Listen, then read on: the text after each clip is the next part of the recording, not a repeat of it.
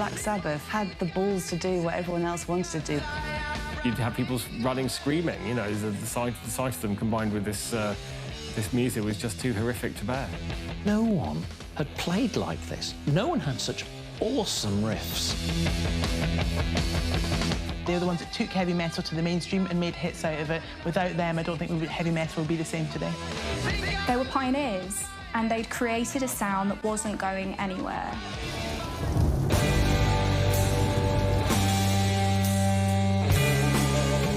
Most of the metal pioneers came from industrial British cities where they'd be having a factory job in the week and they'd be playing 2 or 3 nights music for money, not because they wanted to be famous particularly, but because it was extra cash. As they began to make their own music, the thing that really excited them was something new, something grinding, and these are from cities that are engaged in making things, steel, cars, so it's inevitable that metal will become the word, if you like, that defines this particular sound. The actual sound was often reminiscent of the factories and the assembly lines on which a lot of the early participants, such as Ozzy Osbourne and Tony Iommi from Black Sabbath, worked on. They were almost replicating the dominant sound of their everyday working lives. Birmingham in the late 1960s was an industrial city packed with music groups.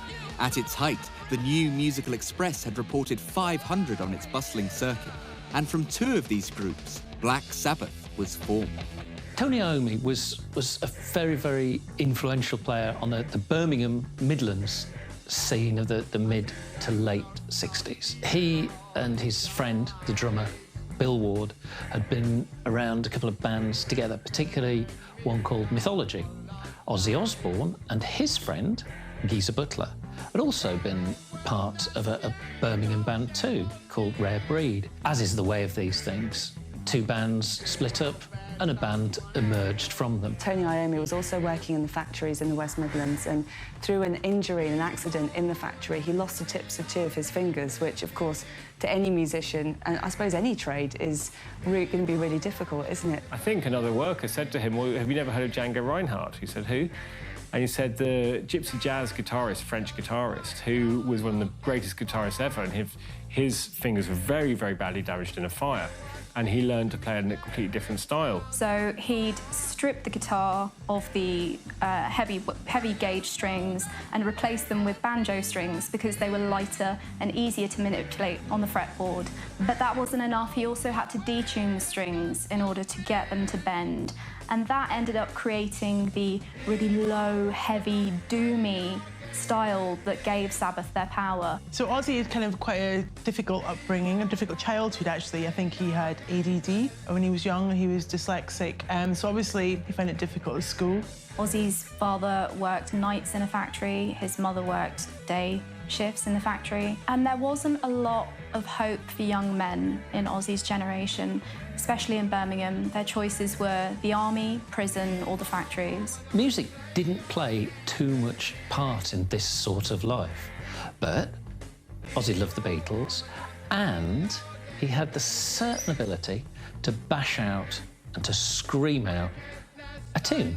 So that was probably an escape route for him. The Beatles would be a key influence for Ozzy, but bassist Geezer Butler also shaped Ozzy's work through his lyrics. Geezer Butler was the literary wing of Black Sabbath, in that he was the only member of the group who was fascinated by the occult and by the writings of Aleister Crowley. Ozzy would come up with the melodies, but Geezer would provide the lyrics. And Geezer was very politicised. He was tapped into a lot of the social justice movements that had sprung up in the 70s. And you hear that in the songs. When you pull back all the other channels from the sound of Black Sabbath and you just listen to the bass, he's not just doing the root note like loads of bassists do now and just like jump up to the 5th and stuff and just, you know, sort of mirror the chord patterns. He's got his own little groove going there, and Ozzy famously said once that to be a successful rock band or a heavy metal band, it's not about just turning it up loud. You've got to have the most incredible rhythm section. And between Geezer Butler and Bill Ward, they had it just absolutely nailed.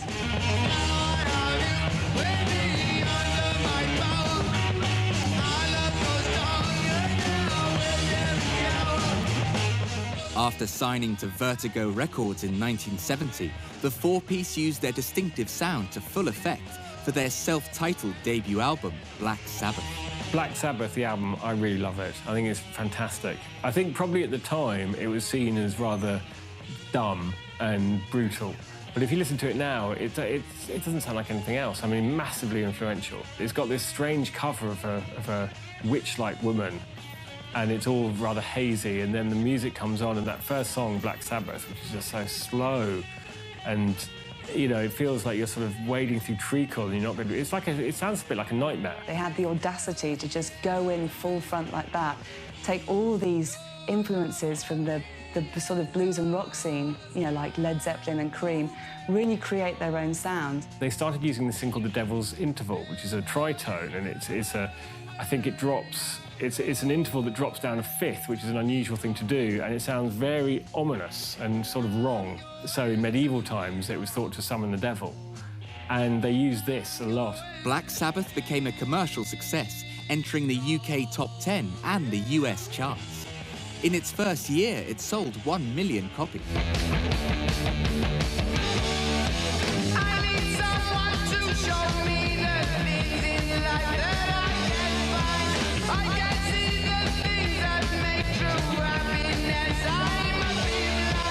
When you look back musically at what they achieved with Paranoid, it really became quite a signature sound for Black Sabbath.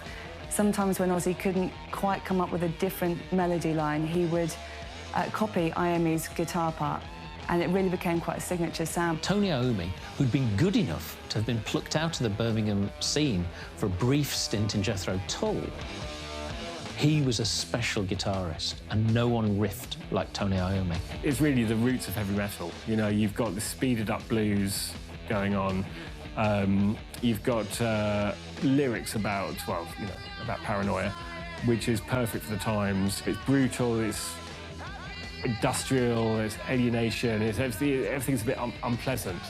So you're really going into the 1970s after the sort of gloriousness of the 1960s. So it hit the mood. The songs on there, the War Pigs, the Iron Man, Fairies Wear Boots, these songs became very quickly rock staples, and they still sound as unusual and as otherworldly today as they did then. Gathered in their masses,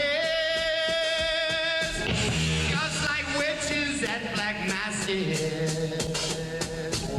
The album Paranoid proved to be a commercial turning point for the band, and to date it has sold over 12 million copies. As well as Sabbath's unique rhythms and presence, Butler's lyrics had tapped into the public mood with the song War Pigs. Sabbath had come of age in the 60s, and they'd seen a lot of that youthful idealism fade away into nothing. And then you had the Vietnam War. War Pigs was a response to the corruption that they were seeing that happened at war, when rich, powerful people used working class masses to fight their wars for them, like toy soldiers.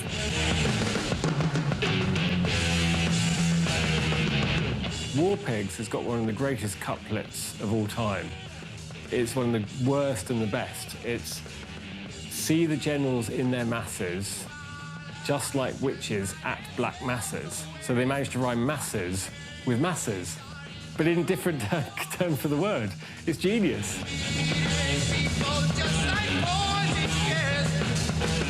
Once again, they tapped into the youth's feeling. And although Black Sabbath were the anti-flower power band, they were the anti-hippie band. War Pigs sort of showed that they vaguely shared these sentiments. I don't feel like it's specifically about Vietnam. I do think it's just an anti-war song in general, and if you look at it that way, it still resonates now, and I think gives it a longevity. With their third album, Master of Reality, following its predecessors in reaching platinum status, the band toured relentlessly around the world.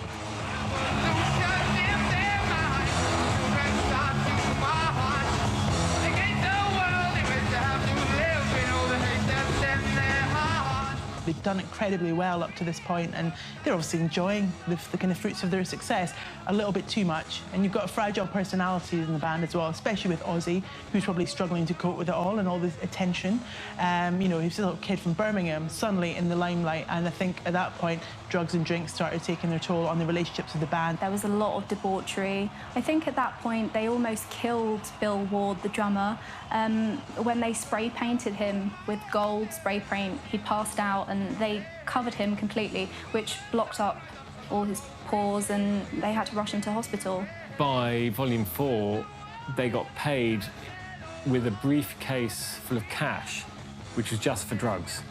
You know, they had the money, they had the recording costs and everything, which were paid, and then they got this briefcase full of cash, which was just for, you know, to spend on, you know, illicit substances or, you know, getting drunk as well, I suppose, whatever. But, you know, certainly nothing that would improve their health.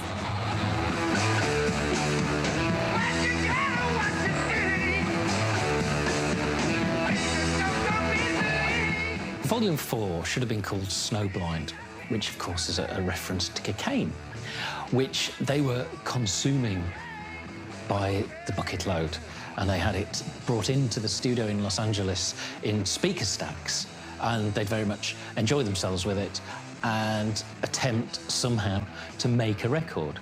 Now, again, someone was looking out for them, probably the record company, and decided that a cocaine reference wasn't the greatest of ideas, although they did sneak on in the credits a reference to something called Coca-Cola. This was when the drugs started not so much taking over, but being such a fundamental part of Black Sabbath's existence.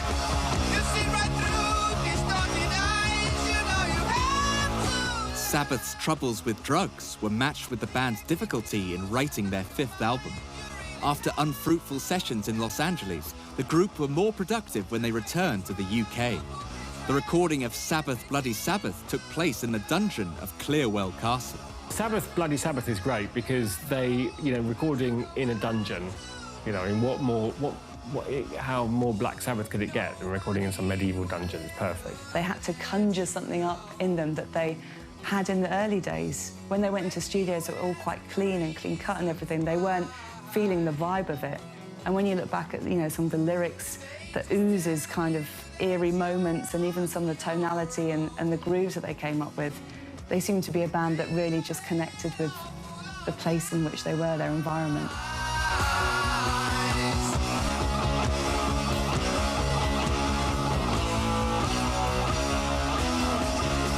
They started branching out.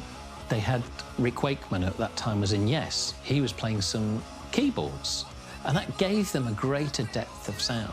Which showed that they could do nuance, they could embellish the kind of brutal, doom-laden riffs that the previous albums had showcased. It was a case of the critics catching up, because it had happened so quickly for Black Sabbath. It had happened without the critics' permission, and they would never be a critically approved band in that way.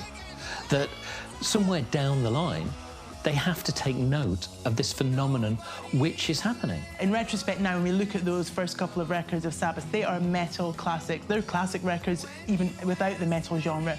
But I think the rock critics were a bit kind of slow on the uptake with it. Despite the album finally gaining Sabbath respect from critics, things began to unravel for the band. Follow-up album Sabotage was plagued by legal battles, and Osbourne was admitted to Stafford County Asylum after the recording of the 1976 release, Technical Ecstasy. The 8th album, Never Say Die, became the last with the enigmatic frontman. After they made Never Say Die in Toronto, Ozzy was fired. This was an album which was, even by Black Sabbath standards, painful to record. It was quite an isolated place, and the band began to fracture even more. Ozzy was caning it a bit. And I think the final straw came not just because they hated him, but there was a gig in Nashville, an arena-sized concert, where the audience had come into this aforementioned arena waiting for the band, and the band didn't turn up because there was no Ozzy. The band alerted the police because they thought he'd been kidnapped. Ozzy had actually fallen asleep in the wrong hotel room. And this was partially the final straw. Ozzy leaving the band, I think, was a contentious issue. The other three members felt that he'd become a liability, but he's been quite articulate in subsequent interviews that that might be a bit pot calling the kettle black. All four members were quite far gone in their drug use. So at this point, Ozzy's like, whatever, guys. He goes off and he makes this amazing solo career for himself. You know, he's a showman, he's charismatic, and I think they were foolish to think that Ozzy was going to go away. But at this point, he was a star. He's never going to go away.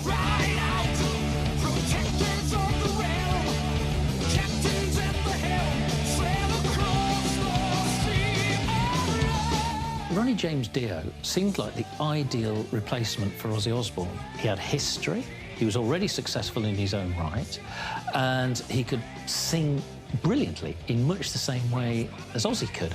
And at first, because Heaven and Hell sold over 1 million copies and was a good album, it seemed as though everything was going to work out fine. The Dio Sabbath years alienated some of their original fans. Some people felt Sabbath had got a bit Dungeons and Dragons. Dio was very much into fantasy, and he took over writing the lyrics from Geezer once Ozzy had left, and I think that alienated some fans. I don't think it's Sabbath without Ozzy, but I think, you know, hats off to them for trying. I also think there was a lot of tension between, you know, Ronnie trying to put his own stamp on the band and Tony basically saying, no, this is my band, get away. He couldn't stand another leader in the group, and he was dismissed after allegedly tampering with some live recordings to make himself sound slightly better. After Dio left, the band released 7 further albums throughout the 80s, but they struggled to have the same impact as before.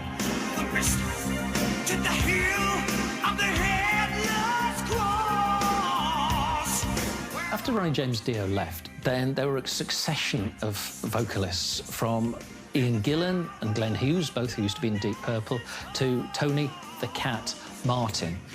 And this meant that Black Sabbath was virtually entirely a Tony Iommi project. It's like when you watch Queen, no one can replace Freddie Mercury. They've tried and it's gone all right, but in my mind, no one can replace a frontman like Freddie Mercury. I think it was the same with the original lineup for Sabbath. Everything fell into place with the first couple of albums. It just naturally gauged, and that is the only and winning combination you can get in a band that makes incredible albums. I think the band's floundering at this point. I think Tony is really wanting to kind of do his own thing. I think a lot of the members of the band are wanting to do their own things, but they're tied to the name. I think the record label were like, you have to release under the name Black Sabbath or you're not doing anything. So it felt a bit half-hearted. I don't think their hearts were in it. They're trying different people out. It wasn't working. You know, the chemistry wasn't there. They were missing Ozzy. He had to come back. The original lineup reformed alongside Led Zeppelin for Live Aid in 1985. Although well received, the band would wait 12 years until further shows. By 1997, Ozzy Osbourne was a huge solo star, so big that he had his own kind of metal festival called Ozfest. And somebody had the idea of getting the original lineup of Black Sabbath back together. They do it and it goes really well. They do another couple of shows together, and I think they released that as a live kind of album. And it's just nice to have the original lineup back together. That's the way it was always meant to be. I was actually in talks with a friend of mine who was in Birmingham at that time, and they did some shows at the NEC. And she said the city just had this wonderful, wonderful buzz around it, like it had almost come alive again. And when you look back to what the band was saying about that, they had to go to Birmingham. It was their hometown. They had to go and play a show there, and it was always the most important one for them.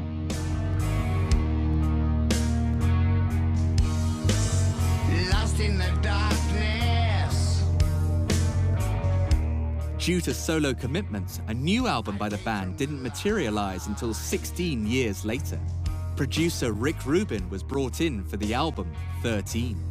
I think 13 was a really good move for Black Sabbath, and they probably needed someone like Rick Rubin to tell them what to do and to guide them. Rick Rubin was a massive metal fan, a massive Sabbath fan, and he brought them back to that early sound, which is very live, mostly recorded live, very brutal, the detuned guitar. But the thing is, I mean, they were young men then, and they're, you know, not such young men now. But the songs reflected it. God Is Dead was built around a classic Tony Iommi riff. And lyrically, it asks the question, is God dead? And I think this is the difference between Black Sabbath now and Black Sabbath in the 70s. In the 70s, they would have said, God is dead. Now, they've matured a little bit. They're men of the world. They're asking if God is dead. It's a subtle thing, but it's a difference. I think from the excitement of all the older fans and all the newer fans that got into the band since they'd split, I suppose, really, this was the first time they could go to a shop and actually buy themselves a Black Sabbath record, and they were thrilled by it, and so obviously that shot to the top of the charts.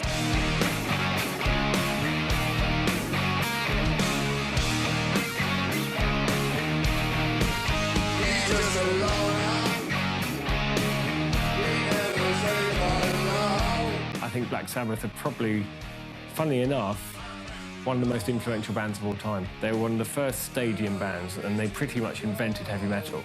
Now, they are, you know, sort of the critics' darling, and everyone loves them. Black Sabbath really, really stole the hearts and minds of not just one generation, but many. And they really soundtracked a lot of people's lives. They really opened doors musically and lyrically to a whole new world. Every single band that I speak to that is guitar-based cites them as an influence. Black Sabbath were heavier than the rest. And as Ozzy Osbourne himself said, we didn't be, we just were.